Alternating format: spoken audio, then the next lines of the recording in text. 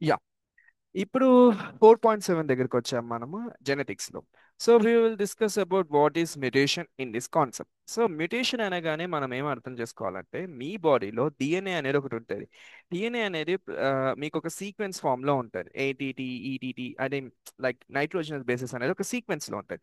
ఏదైనా ఆ సీక్వెన్స్ లో చేంజ్ వస్తే ఆ చేంజ్ అనేది పర్మనెంట్ గా ఉంటే అప్పుడు మీరు దాన్ని మ్యుటేషన్ అంటారు. సో ఒక ఆర్గానిజం లో డిఎన్ఏ సీక్వెన్స్ అనేది చేంజ్ అవ్వడం వల్ల ఆ చేంజ్ అనేది పర్మనెంట్ గా ఆర్గానిజం లో ఉండిపోతే అప్పుడు అది మ్యుటేషన్ అని అంటారు. సో ఈ మ్యుటేషన్ అనే దాని వల్ల మనకి టూ రిజల్ట్స్ వస్తాయి. అంటే మ్యుటేషన్ వల్ల మనకి ఏం జరుగుతుంది అంటే ఫస్ట్ థింగ్ మీ బాడీలో ఉన్న జీనోటైప్ చేంజ్ అవుతుంది. అండ్ సెకండ్ థింగ్ ఆ జీనోటైప్ చేంజ్ అవ్వడం వల్ల కొత్త ఫినోటైప్ కనిపిస్తుంది. ఈ కొత్త ఫినోటైప్ కనిపిస్తుంది. సో ఇది మ్యుటేషన్ యొక్క రిజల్ట్. మ్యుటేషన్ వల్ల ఏం జరుగుతుంది అంటే మళ్ళీ ఏం చెప్తున్నానంటే జెనెటిక్ వేరియేషన్ జరుగుతుంది అని చెప్పారు. జెనెటిక్ వేరియేషన్ జరిగేది మ్యుటేషన్స్ వల్ల జరుగుతుంది. అలాగనే రీకాంబినేషన్ వల్ల కూడా జెనెటిక్ వేరియేషన్ జరుగుతుంది అని చెప్పారు. సో ఇప్పుడు సెకండ్ పాయింట్ థర్డ్ పాయింట్ అంతగా క్లియర్ గానే నేను చెప్పలేదు. ఎందుకంటే అసలు జీనోటైప్ జెనెటిక్ కాంపోజిషన్ ఎందుకు చేంజ్ అవుతుంది, ఫినోటైప్ ఎందుకు చేంజ్ అవుతుంది, ఈ విషయాల గురించి మీకు చెప్పలేదు. Okay. And second third point కూడా చెప్పలేదు. అంటే దాని యొక్క ఎక్స్ప్లెనేషన్ ఇవ్వాలి. ఇది రెండు ఎలా అర్థం చేసుకోవాలంటే ఇప్పుడు మనం అర్థం అవ్వాలంటే ఫస్ట్ మనం మ్యుటేషన్ యొక్క టైప్స్ గురించి తెలుసుకోవాలి. అప్పుడే మనం ఈ సెకండ్ పాయింట్ కి థర్డ్ పాయింట్ కి ఉన్న డిఫరెన్సెస్, సారీ, ఈ సెకండ్ పాయింట్ కి థర్డ్ పాయింట్ కి ఉన్న రిలేషన్షిప్ అని ఎందుకు చెప్పారు అనేది తెలుసుకుంటాం. సో ఫస్ట్ మ్యుటేషన్స్ అనే దాంట్లో టైప్స్ ఏంటంటే మ్యుటేషన్స్ ఎలా జరుగుతాయి, అలా జరగనీకి ఎలాంటి మ్యుటేషన్స్ ఉంటాయి. సో మనకి క్రోమోజోమల్ మ్యుటేషన్ అని ఒకటి ఉంటుంది. ఇది మ్యుటేషన్ లో ఒక టైప్. దీనికి అర్థం ఏంటంటే well we will look at on next slide. ఇప్పుడు ఇది ఒక క్రోమోజోమ్ అండి. ఈ క్రోమోజోమ్ లో మీకు డిఎన్ఏ సీక్వెన్స్ అనేది ఉంటుంది. మామూలుగా డిఎన్ఏ ఎలా ఉంటుంది, హెలికల్ ఫామ్ లో ఉంటుంది. అది ఒక దాంతో ఒకటి చుట్టుకొని ఇలా క్రోమోజోమ్ లాగా మారిపోతుంది. ప్రతిసారి అది ఒక థ్రెడ్ లా ఉండదు. ప్రతిసారి అది ఒక ఏమంటారు స్పెసిఫిక్ గా ఒకేసారి, I mean to say that DNA ఎప్పుడు థ్రెడ్ లానే ఉండరు. ఆ థ్రెడ్ కూడా అప్పుడప్పుడు ఒక దాంతో ఒక దాన్ని అల్లుకొని ఇలా క్రోమోజోమ్ లా మారుతుంది సెల్ డివిజన్ అయ్యేటప్పుడు సెల్లో. సో ఇలా ఉండే ఒక స్ట్రక్చర్ క్రోమోజోమ్ అంటారు. ఇది కూడా DNA తోనే ఫామ్ అయింది. మన డిఎన్ఏనే క్రోమోజోమ్ లాగా ఫామ్ అయింది. ఈ క్రోమోజోమ్ లో డిఎన్ఏ సీక్వెన్స్ అనేది ఉంటుంది. సో ఏం జరిగిందంటే ఈ స్పెసిఫిక్ ఏరియా దగ్గర, ఇక్కడ మీరు ఇలా నేను పెడుతున్నా కదా కర్సర్ దగ్గర, ఈ స్పెసిఫిక్ ఏరియా దగ్గర డిఎన్ఏ అనేది డబుల్ అయింది. సో ఇక్కడ ఈ డిఎన్ఏ డబల్ అవ్వడం వల్ల ఏం జరిగింది, అతను ఒక పర్సన్ కి ఈ ఈ క్రోమోజోమ్ 12 నెంబర్ ఉన్న అతనికి ఈ డబల్ కాకుండా నార్మల్ గా ఉన్న అతను నార్మల్ గానే ఉన్నారు.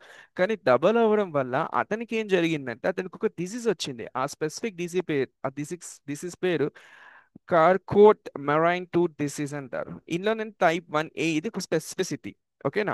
సో ఇప్పుడు ఏం చేస్తున్నారు, ఇక్కడ ఏం చెప్పాలనుకుంటున్నా అంటే ఎప్పుడైతే ఒక క్రోమోజోమ్ ఉందో ఆ క్రోమోజోమ్ లోని ఒక స్పెసిఫిక్ ఏరియా డూప్లికేట్ అయ్యిందో అంటే డబల్ అయ్యిందో దాని వల్ల ఏం జరిగిందంటే అతనికి స్పెషల్ ఫినోటైప్ అనేది కనిపించింది. అంటే స్పెషల్ ఫినోటైప్ అంటే అతను చూడనీకి నార్మల్ మనిషి కాకుండా డిఫరెంట్ మనిషిలా ఉన్నారు. ఆ డిఫరెంట్ మనిషి మన భాషలో ఏం చెప్తామంటే అతనికి డిసీజ్ ఉందని చెప్తాం. ఓకేనా. సో ఒక నార్మల్ మనిషి నుంచి ఒక డిసీజ్ మనిషికి తేడా వచ్చిందంటే ఫిజికల్ గా మనం అతన్ని చూస్తే అతనికి డిసీజ్ ఉందని చెప్పగలుగుతున్నాం. కాబట్టి మ్యుటేషన్ వల్ల ఏం జరుగుతుంది అంటే ఫినోటైప్ చేంజ్ అవుతుంది. మళ్ళీ జీనోటైప్ చేంజ్ అవుతుందా? ఎస్, జీనోటైప్ కూడా చేంజ్ అయింది. ఎందుకంటే నార్మల్ మనిషిలో ఒక క్రోమోజోమ్ ఇంత క్రోమోజోమ్ లో ఒక స్పెసిఫిక్ సీక్వెన్స్ ఉంటుంది. ఈ సీక్వెన్స్ ఒకవేళ డబల్ అయింది అనుకోండి, అప్పుడు ఈ సీక్వెన్స్ తో కంపేర్ చేస్తే ఈ సీక్వెన్స్ వేరియేషన్ చూపిస్తుంది. ఎందుకంటే ఇది డబుల్ సీక్వెన్స్ చూపిస్తుంది. సో అలానే మనం మ్యుటేషన్ వల్ల జీనోటైప్ కూడా చేంజ్ అయింది. So this is the second point మనం ప్రూవ్ చేసాం. ఇప్పుడు థర్డ్ పాయింట్ ని చూద్దాం. థర్డ్ పాయింట్ ఏం చెప్తున్నారు, జెనెటిక్ వేరియేషన్ అనేది మ్యుటేషన్ వల్ల వస్తుంది. అండ్ సెకండ్ థింగ్ రికాంబినేషన్ వల్ల కూడా వస్తుంది. ఇక్కడ రికాంబినేషన్ గురించి డిస్కస్ చేయం, ఎందుకంటే రికాంబినేషన్ గురించి ఇంతకుముందు వేరే క్లాస్ చూసుకున్నాం కాబట్టి. సో ఇప్పుడు we're focusing on mutation. Mutation వల్ల జెనెటిక్ వేరియేషన్ వస్తుందా? ఎస్, వస్తుంది. ఎందుకు వస్తుంది? ఇప్పుడు మీరు క్రోమోజోమ్ చూడండి. క్రోమోజోమ్ ఏంటి? Chromosome number 17. Okay, not 12, I'm sorry. ఇక్కడ క్లియర్ గా రాసాను క్రోమోజోమ్ నెంబర్ 17. ఈ క్రోమోజోమ్ నెంబర్ 17 అనేది డూప్లికేట్ అవ్వడం వల్ల ఈ క్రోమోజోమ్ వచ్చింది. ఈ క్రోమోజోమ్ రెండు క్రోమోజోమ్ 17, రెండు ఇద్దరు మనుషులే. బట్ ఇద్దరు మనుషులో ఒక వేరియేషన్ ఉంది. ఏం వేరియేషన్ ఉంది? ఇద్దరిలో జెనెటిక్ వేరియేషన్ ఉంది. ఇతనిలో ఉన్న క్రోమోజోమ్ 17 యొక్క జెనెటిక్ సీక్వెన్స్, ఇతనిలో ఉన్న జెనెటిక్ సీక్వెన్స్ రెండు సిమిలర్ గా ఉండవు. రెండిట్లో వేరియేషన్ ఉంటుంది. సో అదే వీరు చెప్తున్నారు, మ్యుటేషన్ వల్ల జెనెటిక్ వేరియేషన్ వస్తుంది. సో అదే third point. So first second point and third point యొక్క వాలిడిఫికేషన్ ఇలా చేసుకుంటాం. సో ఇప్పుడు మళ్ళీ ఇదే దాంట్లోకి వెళ్దాం, ఐ మీన్ టైప్స్ ఆఫ్ మ్యూటేషన్లోకి వెళ్దాం. ఇప్పుడు నేను ఏం చెప్పానంటే ఇంతకు ముందంతా క్రోమోజోమల్ మ్యూటేషన్స్ గురించి చెప్పాం. క్రోమోజోమల్ మ్యూటేషన్ అంటే ఏంటంటే ఒక సెగ్మెంట్, ఒక లార్జ్ సెగ్మెంట్. ఇప్పుడు సెగ్మెంట్ అంటే ఇప్పుడు ఫర్ సపోజ్ ఇది ఒక ఇలాంటి ఒక లా అలాంటి ఒక లార్జ్ సెగ్మెంట్ క్రోమోజోమ్స్ లో అది చేంజ్ అయితే దాని వల్ల మనకు విజిబుల్ చేంజెస్ ఉంటాయి. అంటే ఈ క్రోమోజోమ్ యొక్క ఈ లార్జ్ సెగ్మెంట్ ఇది చేంజ్ అయింది అనుకోండి, దీనివల్ల మనకి ఏం అవుతుంది, ఒక డిసీజ్ వస్తుంది, మనకు కళ్ళకి కనిపిస్తుంది కదా. సో అదే వారు చెప్తున్నారు, విజిబుల్ గా చేంజెస్ చూస్తాము అని. దాని యొక్క టైప్స్ లో ఒకటి డెలీషన్, ఇన్వర్షన్, తర్వాత ట్రాన్స్లోకేషన్. ఇవన్నీ ఏంటి, క్రోమోజోమల్ మ్యుటేషన్ యొక్క టైప్. ఇప్పుడు ఇంతకు ముందు మనం చదివింది ఏంటి, ఈ క్రోమోజోమ్ లో ఇక్కడ ఈ స్పెసిఫిక్ ఏరియా ఏమైంది, డబుల్ అయింది. సో దాన్నే మనం డూప్లికేషన్ అంటాం. ఒకవేళ ఈ క్రోమోజోమ్ దగ్గర, ఈ క్రోమోజోమ్ 5 దగ్గర ఇక్కడ ఉన్న స్పెసిఫిక్ ఏరియాలో డిలీట్ అయింది అనుకోండి, అప్పుడు మనం డెలీషన్ అంటాం. ఒకవేళ ఈ క్రోమోజోమ్ దగ్గర ఈ సెగ్మెంట్స్ దగ్గర ఉన్న స్పెసిఫిక్ సెగ్మెంట్స్ ఏం చేసామంటే బి నుంచి డికి, డి నుంచి బికి ఇలా చేంజ్ అయింది అనుకోండి with in the same chromosome, దాన్ని ఇన్వర్షన్ అంటాం. లేదా ఈ స్పెసిఫిక్ క్రోమోజోమ్, ఇది క్రోమోజోమ్ నెంబర్ 9, ఇది క్రోమోజోమ్ నెంబర్ 22. ఈ క్రోమోజోమ్ నెంబర్ 9 నుంచి క్రోమోజోమ్ నెంబర్ 22కి మధ్యలో ట్రాన్స్లోకేషన్ అయింది. అంటే ఏం జరిగింది, క్రోమోజోమ్ నెంబర్ 22 దగ్గర ఉన్న లాస్ట్ ఇక్కడ ఉన్న సీక్వెన్స్, సారీ యా పెన్ తీసుకుందాం, ఇక్కడ ఉన్న స్పెసిఫిక్ సీక్వెన్స్ అనేది ఇక్కడికి వచ్చేసి ఇక్కడ అటాచ్ అయిపోయింది. సో ఇలా ఈ క్రోమోజోమ్ నుంచి ఇంకో క్రోమోజోమ్ కి దీని యొక్క డిఎన్ఏ సెగ్మెంట్ దీనికి ట్రాన్స్ఫర్ అయితే దాన్ని ట్రాన్స్లోకేషన్ అంటారు. బస్ అంతే. So chromosome number 9, chromosome number 22 ఈ రెండు ఇన్వాల్వ్ అయ్యి మనకు స్పెసిఫైడ్ డిసీజ్ కాజ్ చేస్తుంది. దాన్ని మనము సిఎంఎల్ అంటారు, ఆర్ క్రోనిక్ మీ మైలోగెనాస్ లికమీనియా అంటే ఇది ఒక క్యాన్సర్ అండి.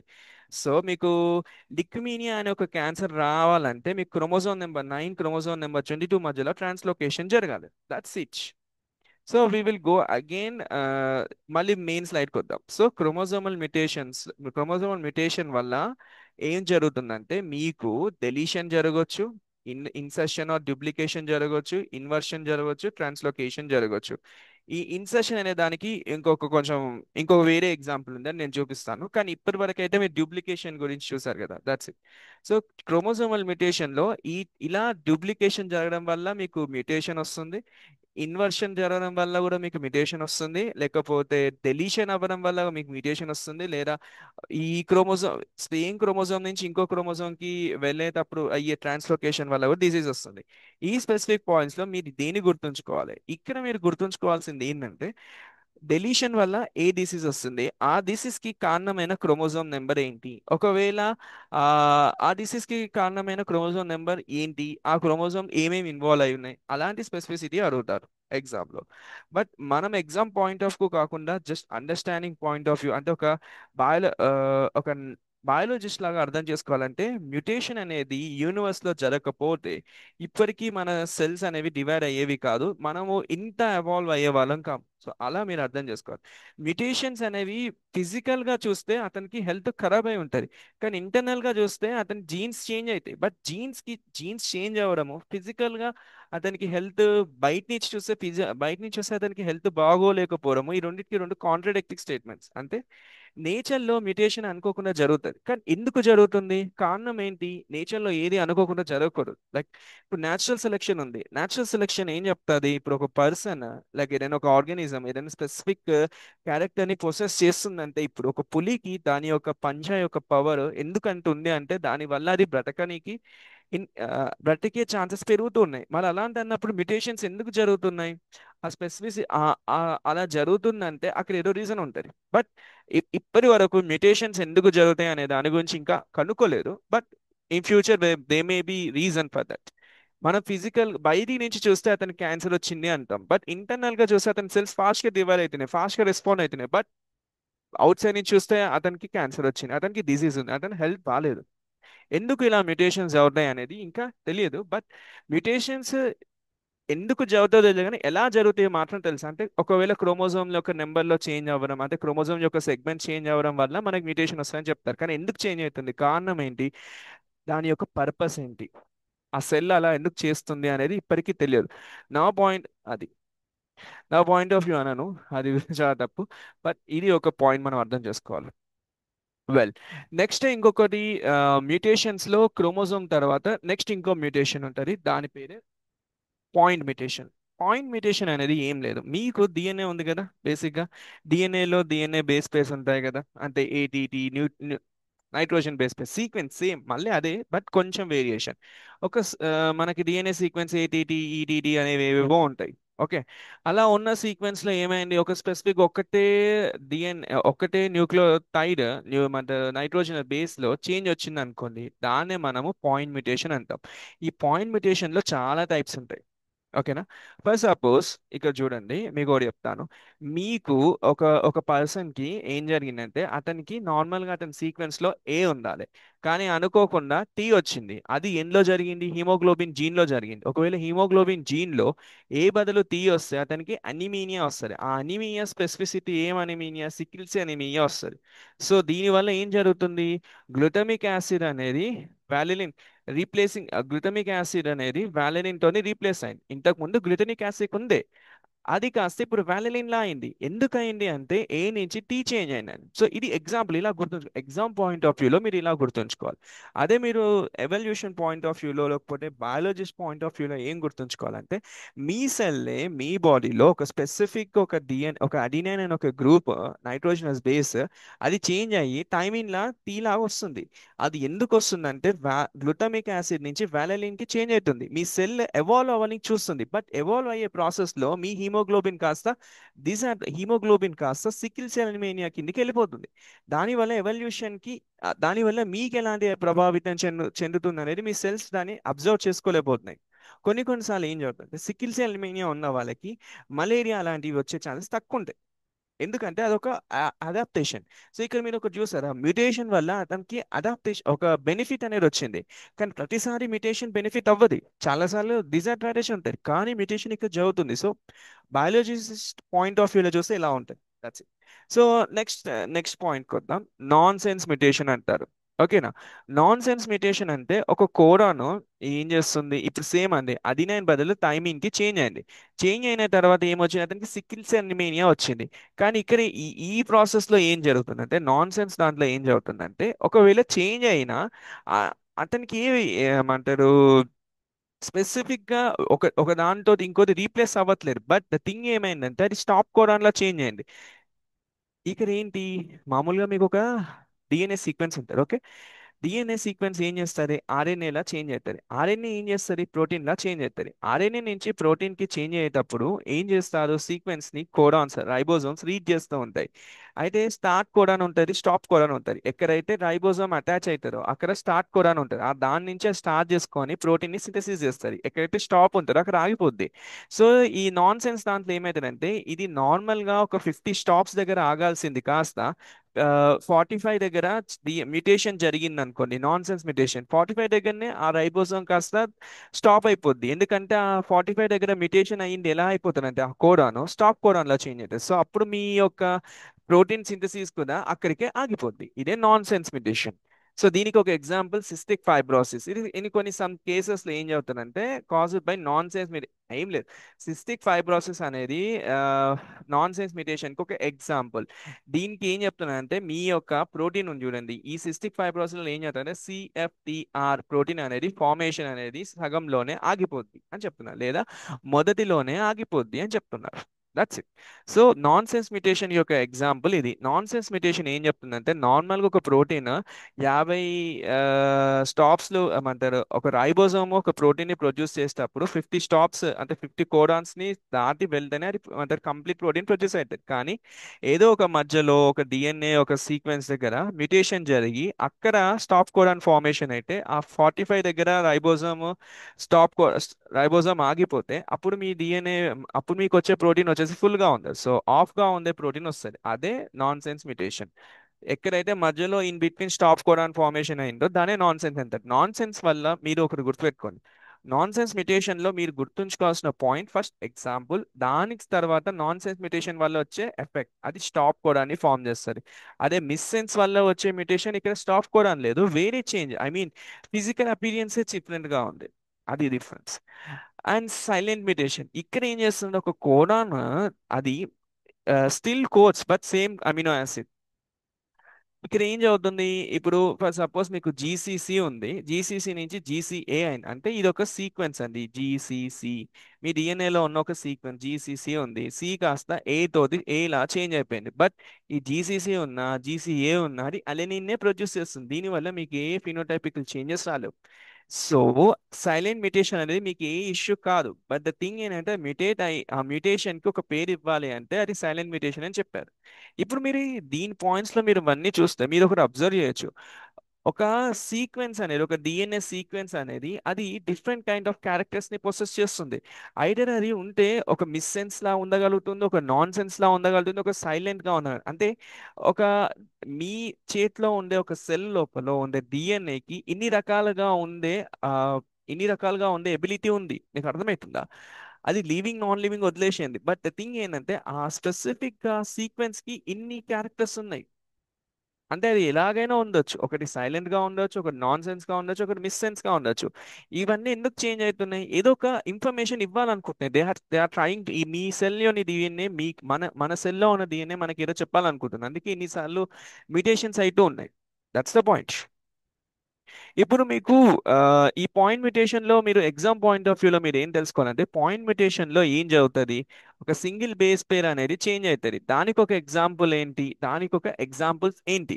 అండ్ దాంట్లో ఎగ్జాంపుల్ పాయింట్ మ్యుటేషన్ లో example miss sense mutation, non sense mutation and silent mutation. Miss sense mutation చదివితే ఫిజికల్ గా కనిపించే ఎగ్జాంపుల్ సికిల్ సెల్ అనిమేనియా. ఇందులో ఏం జరుగుతుంది? Only one amino acid change అవుతుంది. చేంజ్ అవ్వడం వల్ల ఏమవుతుందంటే వేరే అమినో ఆసిడ్ వల్ల, సారీ, ఒక అమినో యాసిడ్ కాస్త ఇంకో అమినో యాసిడ్ తోటి సబ్స్టిట్యూట్ అవుతుంది. ఇక్కడ డిఫరెంట్ అమినో యాసిడ్ సబ్స్టిట్యూట్ అవుతుంది. నాన్ సెన్స్ లా స్టాప్ కోడాన్ ఫామ్ అవుతుంది.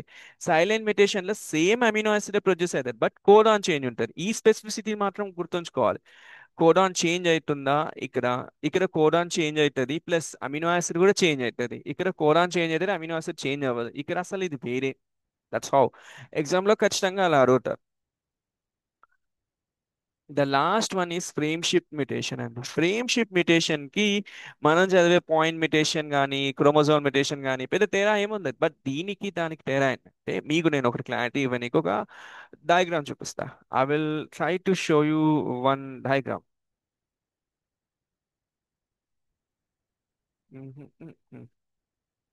Yeah. Okay okay, sorry sorry, అవసరం లేదు, దాంట్లోనే ఉంది.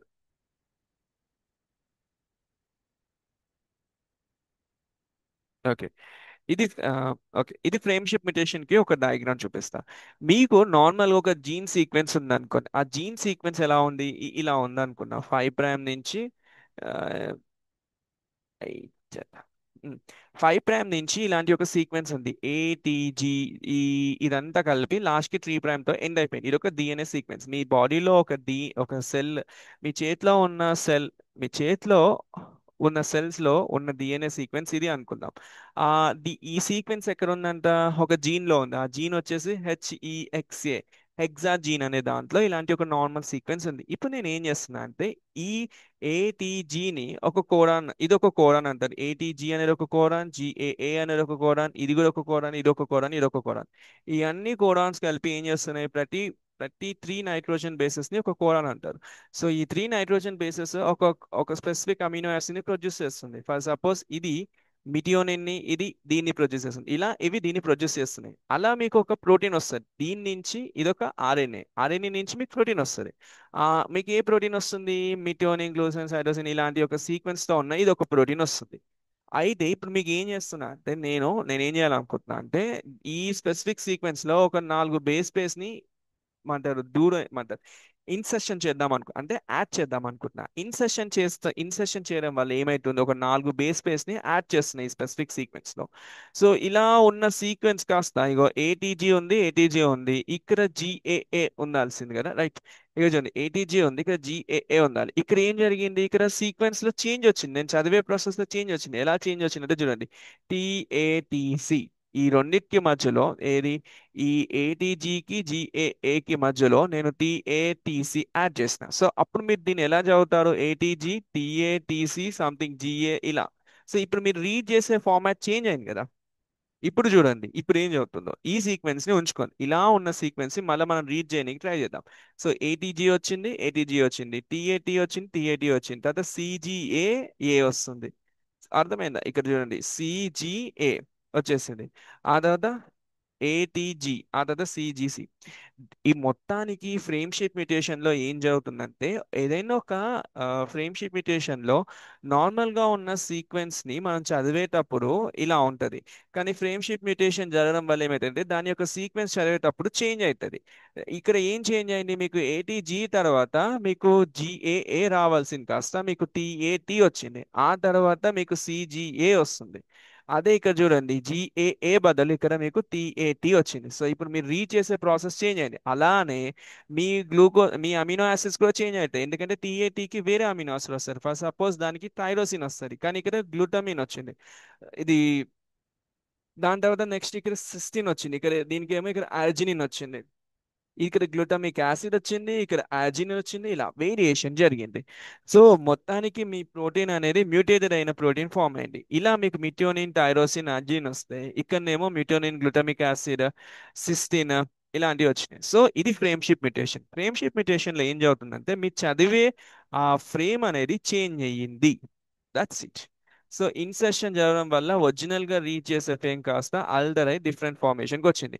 ఇది దేనికి ఎగ్జాంపుల్ అంటే హెగ్జాజీన్. మీకు ఒక స్పెసిఫిక్ ఎగ్జాంపుల్ ఉంటుంది, అంటే ఆ డిసీజ్ ఉంటుంది, దాని పేరే మీకు టైసాచ్ డిసీజ్ అంటారు. ఇది పేరు అంతే. దీంట్లో ఏం జరుగుతుంది, మీకు హెగ్జాజీన్ అనేది ఈ స్పెసిఫిక్ గా ఈ 4 బేసిస్ అనేది దీని మీద యాడ్ అవ్వడం వల్ల non functional hexa enzyme produce అయింది. మామూలుగా ఇలా ఉంటే ఒక హెగ్జా ఎంజైమ్ ప్రొడ్యూస్ అవుతుంది, అది ఫంక్షనల్ గా ఉంటుంది. కానీ ఈసారి హెగ్జాజీన్ లో ఈ 4 బేసెస్ ఇంక్లూడ్ అవ్వడం వల్ల మీకు ప్రొడ్యూస్ అయ్యే హెగ్జాజీన్ ఏమవుతుందంటే నాన్ ఫంక్షనల్ అవుతుంది. నాన్ ఫంక్షనల్ ఎంజైమ్ ప్రొడ్యూస్ అవ్వడం వల్ల ఓకే, అప్పుడు ఏం జరుగుతుందంటే మీ బాడీలో జిఎం2 అనేది జిఎం2 గ్లైకోసైడ్ అనేది నర్వ్ సెల్స్ లో బిల్డప్ అయింది. ఇక్కడ ఇది ఏంటంటే ఈ డిసీజ్ వచ్చిన తర్వాత నెక్స్ట్ జరిగే ప్రాసెస్ అంటే ఈ డిసీజ్ లో ఏం జరుగుతుంది అని చెప్తున్నారు. సో మీకు ఫస్ట్ ఏం చెప్పాలనుకుంటున్నా అంటే ఈ టిఏవై టాసిచాసిస్ డిసీజ్ లో ఏం జరుగుతుందంటే మీకు హెగ్జాజీన్ అనేది నార్మల్ గా హెగ్జా ఎంజైమ్ ప్రొడ్యూస్ చేస్తుంది. అది ఉంటే మీ నర్వ్ సెల్స్ లో జిఎం2 గ్లైకోసైడ్ అనేది బిల్డప్ అవ్వదు. కానీ అది లేకపోవడం వల్ల మీ నర్వ్ సెల్స్ లో జిఎం2 గ్లైకోసైడ్ అనేది బిల్డప్ అయింది. దాని వల్లనే మీకు ఒక డిసీజ్ వచ్చింది. అది డి మ్యూటేషన్ ని యూజ్ చేసుకొని మనం చాలా పనులు చేయొచ్చు. సో ఇప్పుడు ఫ్రేమ్ షీట్ మ్యూటేషన్ మీకు అర్థమైంది అనుకుంటా. ఇన్సర్ట్ చేయొచ్చు లేదా డెలీషన్ చేయొచ్చు ఏదైనా ఒక బేస్ పెయిన్ ని. దానివల్ల ఏమైతుందంటే మీరు రీడ్ చేసే ఫ్రేమ్ అనేది షిఫ్ట్ అవుతుంది. ఇప్పుడు చూసిన ఎగ్జాంపుల్లో టాసీ చాసస్ డిసీజ్ లో. నెక్స్ట్ డంచన్ మస్కులర్ డిస్ట్రోఫియా, ఇదేంటి, ఇది కూడా ఒక ఫ్రేమ్ షిప్ మ్యూటేషన్. ఇది డిఎండి జీన్ లో జరుగుతుంది. ఓకేనా? That's it. ఇవి ఎగ్జాంపుల్స్. లాస్ట్ వన్ వచ్చేసి మ్యూటేషన్ అనేది మ్యూటాజెన్స్ వల్ల కూడా జరుగుతాయి. ఇంతకు ముందు మనం ఏం చదివామంటే మ్యూటేషన్ లో వేరే కొన్ని జీన్స్ యాడ్ అయితే ఫ్రేమ్ షిప్ మ్యూటేషన్ అవుతుంది అన్నాం. ఇక్కడ చూడండి, ఇది ఇన్సెషన్ డెలిషన్ ఇక్కడ కూడా ఇచ్చారు. Same insertion and deletion chromosomal mutation లో కూడా ఇచ్చారు. బట్ ద థింగ్ ఎక్కడ చేంజ్ అవుతుందంటే మీరు ఒకవేళ ఇన్సెషన్ డెలిషన్ లో కూడా ఈ స్పెసిఫిక్ క్రోమోజోమ్ మ్యూటేషన్ లో కూడా మీరు ఒకవేళ ఫ్రేమ్ ని రీడ్ చేద్దాం అనుకున్నారు అనుకోండి, అప్పుడు ఇది ఫ్రేమ్ షిప్ మ్యూటేషన్ అయింది లేదా ఇన్సెషన్ డెలిషన్ కూడా అయింది. సో ఫ్రేమ్ షిప్ మ్యూటేషన్ కి ఇన్సెషన్ అండ్ డెలిషన్ అనేది క్రోమోజోమ్ మ్యూటేషన్ కి తేడా ఏం లేదు. బట్ ఇంటర్చేంజ్ ఎలా మీరు దాన్ని వాడతారు అనే దాన్ని బట్టి చేంజ్ అవుతుంది. మీరు రీడ్ చేయాలనుకుంటే అది ఫ్రేమ్ షిప్కి వెళ్తారు. లేదు మీరు దాన్ని ఫిజికల్ గా చూస్తే దాని ఫిజికల్ అరేంజ్మెంట్ ని చూస్తే మీరు అది క్రోమోజోమల్ అరేంజ్మెంట్ కిందికి వెళ్ళి క్రోమోజోమల్ అరేంజ్మెంట్ లో మీరు చూస్తే డిఎన్ఏ సీక్వెన్స్ లో కాకుండా అప్పుడు అది క్రోమోజోమల్ అరేంజ్మెంట్ కింద వస్తుంది. బట్ రెండు సేమే, దాని యొక్క స్కేల్ వేరు. డిఎన్ఏ లెవెల్లో చూస్తే అది ఫ్రేమ్ షిట్, అదే క్రోమోజోమ్ లెవెల్లో చూస్తే అది chromosomal mutation. That's it. So mutagens వద్దాం. మ్యూటాజెన్స్ అనేవి ఏం చేస్తాయంటే ఇది కూడా మ్యూటేషన్ ని కాజ్ చేస్తాయి. ఇవి ఏజెంట్స్ అంటారు. ఏజెంట్స్ అంటే ఒక స్పెసిఫిక్ ఒక సబ్స్టాన్స్ లాంటిది.